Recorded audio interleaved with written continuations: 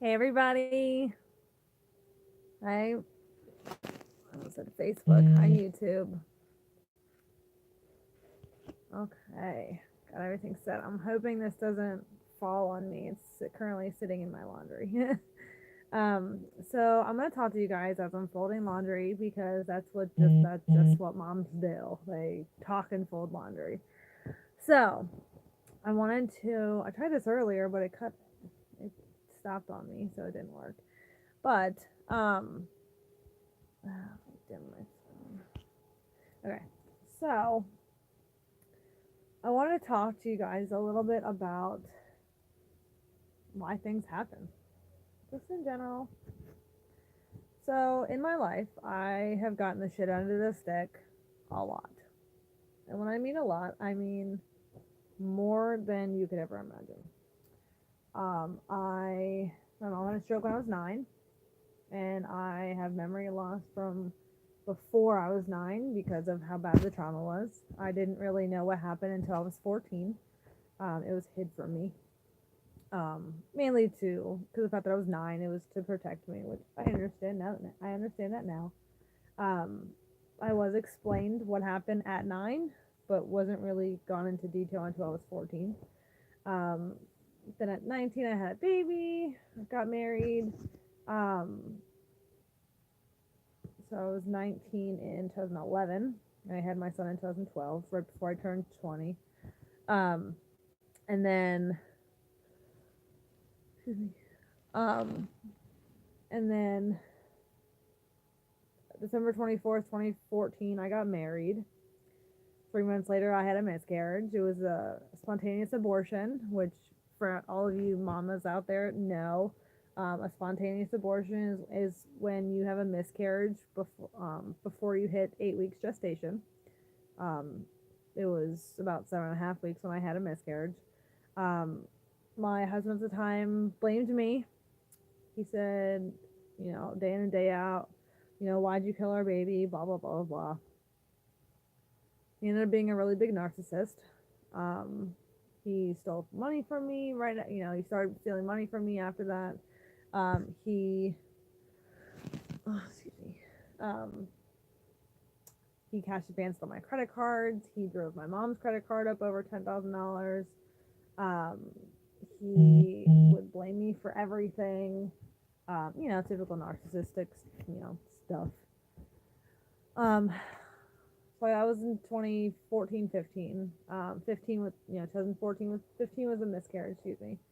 Um, and September of 2016, he tried strangling me in front of my son. Yeah, no. So my son was immediately removed from that house. He never went back. And the only reason why I went back is because my stuff was there. I had to get my stuff out of the house. So um, on March 17th, 2017, excuse me, um, he did something really bad. I'm not going to mention it because there are certain people in my life that do not need to know. Um, but that weekend was weird to the point where um, one day he was threatening me, to the next day we were perfectly fine. Of course, I was never going to get back with him. Our marriage was over, and I flat out told him that, the September before everything happened, September 2016. There was no going back, and I have told him that plenty of times. Um, and then March 19th, we had packed up a U-Haul to get the rest, essentially majority of the rest of the stuff out of the apartment, because we essentially were getting evicted. He decided to um, stop paying. I was still paying the rent, but because of a mold issue that we had, where we didn't pay and was told not to pay by a lawyer, and code enforcement, because of how, the fact that it was confirmed it was black mold. I could not live there, neither could my son, because of allergy issues. Technically, with me, I've suffered with migraines my entire life, almost since the time I was 9, or it's not since the time I was 13 until, now. But, and I'm 26. So we couldn't live in the house at all. My ex-husband was the only one that was able to live in the house because he didn't have any place to go. My parents would not allow him in, nor would I let them either. Um, his sister didn't have the room next door. Two sisters, excuse me, they live together. Because the fact that his one sister had her daughter at the time. They now have two kids in the house. Because his second sister had her baby. Um, last year or the year before, I can't remember. But so the 19th, we had, the 19th of March 2017, I had packed all my shit and, but I was out of the house officially January 15th of that year. So he told me sometime in February that he wanted to harm himself, and that his psychiatrist essentially told him to continue on the meds, and she did absolutely nothing. So I have that documented as well. Unfortunately, she is not feeling any repercussions of the fact that he tried killing me on March 20th. So that right there proves to you, seeing that I'm sitting here in front of you guys folding laundry, that God gives you things in your life that may be the shit under the stick. But he's not going to give you anything that you can't handle. Okay? What I've taken with my horrible, terrifying experience, I'm actually working with my trauma counselor to open up a shelter in our area for women and children that have been victimized through domestic violence. It's something that ever since this happened to me, I've wanted to do, because I know I didn't have the option to go anywhere else. I had my parents' house and that was it. I didn't have any money to be able to go and get an apartment. My custody order was also stopping me because my ex-husband is not my son's dad. So because my son's dad didn't do anything wrong, that essentially was hindering me from feeling safe in my own home. He held me hostage for 12 hours, so the 20th to the 21st. Unfortunately, March 20th is associated with two things, because it's not only it was my son's 5th birthday. His birthday is March 20th, but also, the trauma. So that day will forever be kind of a good and bad day every single year, which kind of sucks. But I have a kid. He's now 6. He turned 7 on March 20th. So even just pushing every single day, being able to hide my emotions on that day, to give him the best birthday a mom could ever give him. That's all that matters as far as that goes. But as far as just the trauma, you're through all of that, I one day, that December before, one of my best friends as a kid had saw a picture of me on Facebook, and I didn't have my wedding band on. And he noticed it, he notices the little things like that, and he decided to reach out to me and say, hey, what's going on? Where are you working now? And he came and saw me. We started dating he took me out to dinner on May 20th, 2018, and he asked me to be his girlfriend on May 24th. So that was a positive thing. He got me out of the light. He understood PTSD and still does to this day. Because he has PTSD himself from being a firefighter and falling through a house, and through military and stuff like that. So he understands that. He knows how to take me out of the situation. Essentially, I don't have an option when stuff like that, PTSD happens, and he removes me from the situation and calms me down and makes sure I'm safe, and sees, what he can do to make me feel better. So that's amazing. Another amazing thing is July 4th, 2018, he asked me to marry him, and I said yes. I've known him since I was 5, and we really connected, and we've always wanted to get together, but, obviously, with having a 4-year difference, It, kind of hindered our ability to be able to get together when I was younger and he was younger. So there's that. Um, he I This past year, so 2018, I had jaw surgery because my ex-husband broke my jaw when he held me hostage. He broke it underneath my wisdom tooth on the bottom, and he broke it right under this tooth here. So they were worried about my jaw falling because of how bad the break was, because it was a full clean mandible break on both sides. But on June 18th of 2018, I had my jaw surgery. They extracted my wisdom tooth that was right above this break and said, your jaw's healing just as it should. There's no need to wire your mouth shut, which is amazing. They didn't want to go in, 2017, when everything happened because of how bad the break was. They didn't want to, make it any worse. Plus, I had a job at the time, so getting my mouth wired shut was not a good thing because I was a host at a restaurant, so I kind of need to be able to talk. And with me having a 6-year-old, it would have been really hard. I would have dropped weight drastically, which would have been bad, especially with me having blood sugar issues. But it was to the point where that day coming out of surgery, and I hate going under anesthesia because I either have really weird dreams, like my first time with the D&E with my miscarriage. I actually saw my daughter, and her name is now Hope. That's I saw my high school best friend's daughter who died from Rocky Mountain spotted fever. You probably heard the news article from Pennsylvania. A little 3-year-old died of Rocky Mountain spotted fever from a tick bite. That was her. In that dream, while I was under anesthesia, right before I had come out, she was holding my daughter. So she and Lily spoke to me and said, "This is Hope. She's coming with me. She's safe." And it was a really touching situation, especially since I was still under anesthesia and I was slowly working myself out. I got anesthesia and I bawled my eyes out. I was so happy to be alive, and the fact that I saw that she was safe and stuff like that. But anesthesia is always hard on me, especially with, this surgery that I had last year. It was hey, we can't wake you up during the middle of it.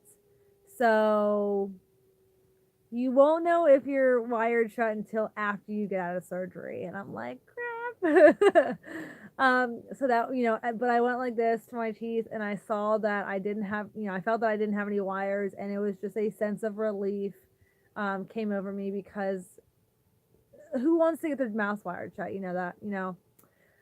But the nurse came in, and my fiance was there as well. He told me that, my mandible was healing very well.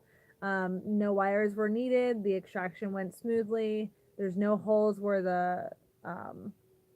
the extraction happened, because they took out my wisdom tooth and they had to break it up. And I don't have to worry about dry sockets.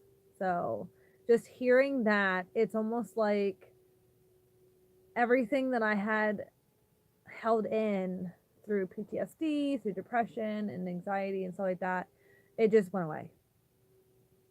It went away. Yes, my ex-husband's in jail. Yes, at this point in my life, he cannot hurt me. However, there's the future.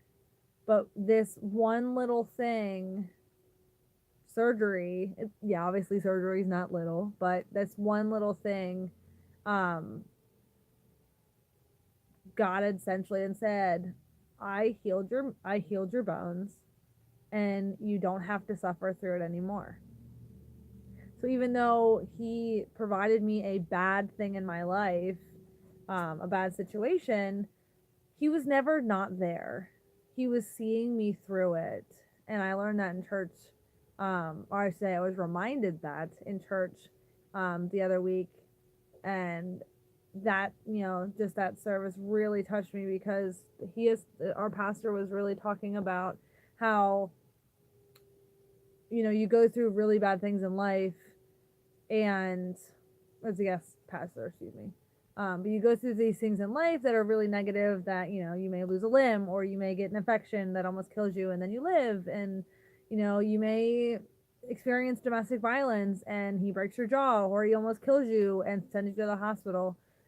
But God is always there. He's always there, no matter if you feel like he is or not. Whether you feel like he's answering your prayers or not, he is seeing you through every obstacle he puts in front of you, because he knows that he is not going to provide you with something, a hurdle, a bad traumatic experience, a near-death experience. He's not going to provide you with that on your path if he knows that you can't handle it. Okay. So my thing with the trauma in my car, I'm getting answers from my attorney. You know, I'm doing the things that I need to do in order to get this fixed. A car's a car. A car can be replaced. You know, it's not like, oh, I almost died, you know, and now I'm living again. Mm-hmm. Yes, I almost died, you know, from the hands of my ex-husband, but I am still living to this day to tell my story. I'm able to help people all over the world. I've gotten messages from people in the UK, in Canada, and Australia saying, I saw your blog and I just wanted to reach out to you since I saw your Facebook page. I just wanted to reach out to you and say, I went through something just like this, and your experience and what you've done to recover and continue to recover has been helping me.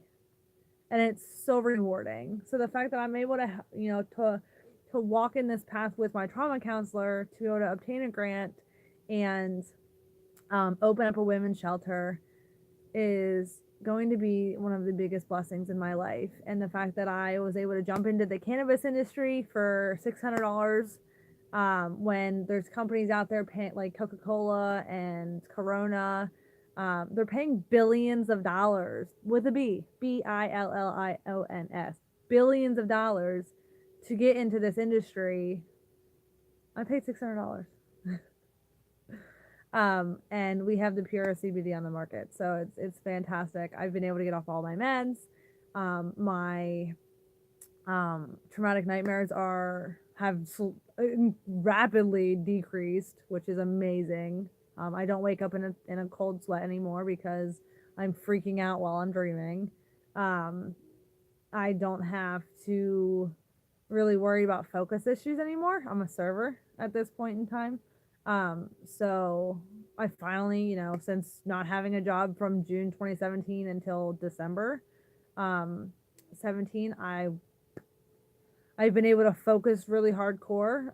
I do take my CBD drops with me to work for those like midday-ish type rushes. But I also drink my cannabis coffee, which we have CBD infused coffee and creamer. So I get 10 milligrams of pure CBD between those two every morning. So that kickstarts my day. My day starts about 5 o'clock. So I drink my coffee about 6 o'clock, and it gets me through until about 12:31. Sometimes I have to take the drops at about 11, depending on how bad the rush is at work. But the fact that he took me from a miscarriage and a failed marriage and him almost killing me twice, 3 or 4 times, to being off all my meds, getting married soon. Hold on. Sorry, my mom's texting me. Getting married soon, joining the Legion with my fiance, getting my son in scouts, becoming a registered den leader with his scouting den, getting a job that I never thought I would ever get, and being able to help people all over the world with the ailments that they have. I'd say God's been working through everything with me, because even just starting January 1st, I've been reading scriptures every single night. And if I accidentally skip one because I fall asleep, I make sure I read that scripture from that day, the following day. But my business is booming. I'm getting my son involved in more stuff with scouting. and just having all of these opportunities presented to me, um, it's been truly a blessing. Yes, on the day that everything happened with my ex-husband trying to kill me, you have no idea how hard I was praying, because I did not want my now then 5-year-old, seeing that it was his birthday that day, I did not want him growing up without a mom, and I knew God was not going to allow that to happen. So I wanted to talk to you guys a little bit about that. I know it's running about 20 some minutes, but God's there for you guys. I know it may not feel like it. I know it may be really hard in your life. I know that you may be going through traumatic experiences and you just feel like he's not there. He's seeing you through it. You have to reach out to him. You have to pray. You have to know that he is not going to put something in your life that is you are not qualified and capable to do. But I am headed to talk to my trauma counselor more about the grant. So I will talk to you guys.